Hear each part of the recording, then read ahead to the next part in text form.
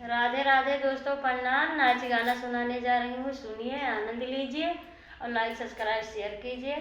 हमारा भी सपोर्ट करिए, भर भर के सपोर्ट करिए। दिल्ली शहर यहाँ